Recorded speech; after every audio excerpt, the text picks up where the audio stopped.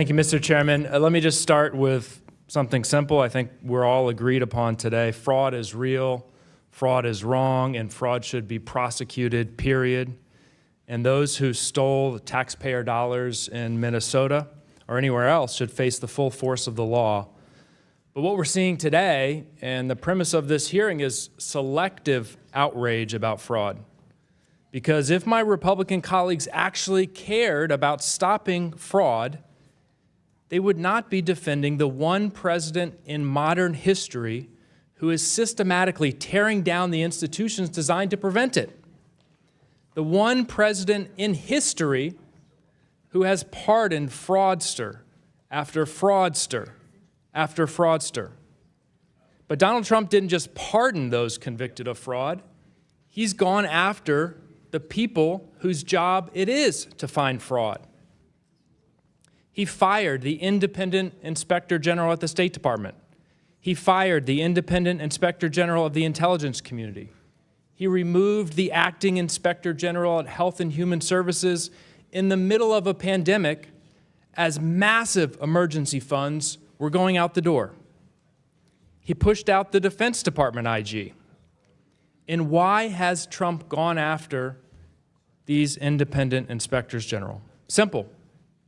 In each case, they were investigating his or his administration's misconduct and fraud. Donald Trump's approach to fraud is to fire the referees and then say that the game is clean because no one blows the whistle. And he hasn't stopped with IGs. He's repeatedly attacked prosecutors, law enforcement, and career public servants who investigated misconduct that was politically inconvenient for him. He's turned oversight and fraud prevention into a Donald Trump loyalty test. That is not draining the swamp. So forgive me if I find it difficult to take seriously lectures about fraud from people who have cheered while the most corrupt president in modern history has dismantled protection after protection against fraud. You don't get to scream fraud on Tuesday after you fired the fraud investigators on Monday. We can protect taxpayers. We can root out corruption and fraud, but we can't do it by turning fraud into a political weapon and ignoring the record of the person who did more than anyone to weaken accountability.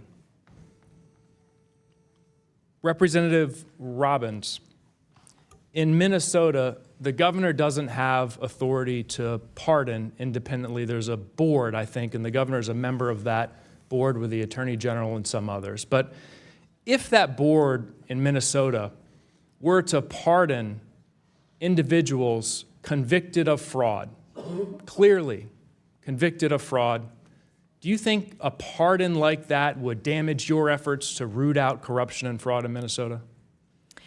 It would really depend on the specifics of the facts of the case and the law, and I'm not going to comment on a hypothetical. You're not going to say that pardoning fraudsters would make it harder to prevent fraud in Minnesota. You're not willing to say that today. I want to root out fraud and corruption and make sure people are prosecuted. You're not willing to say that. You're comfortable with fraudsters being pardoned. You don't think it would damage the work. I want everyone who's committed a crime to be prosecuted and held accountable. And pardoned?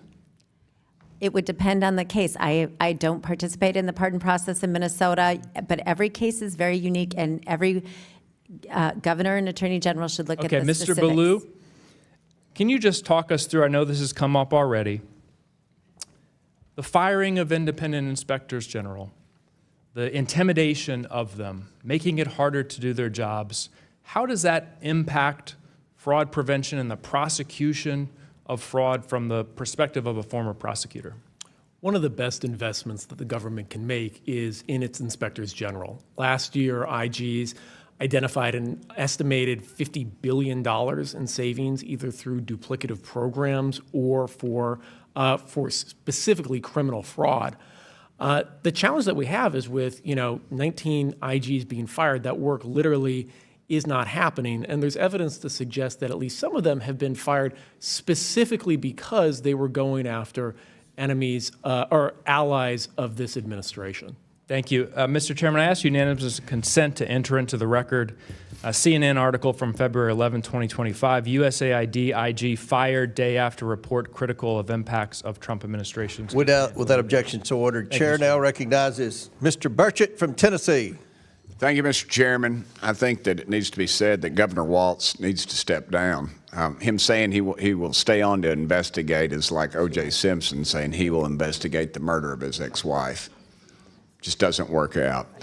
I have a question to the representatives, and thank y'all for being here. It's a tough gig. I did that for many years.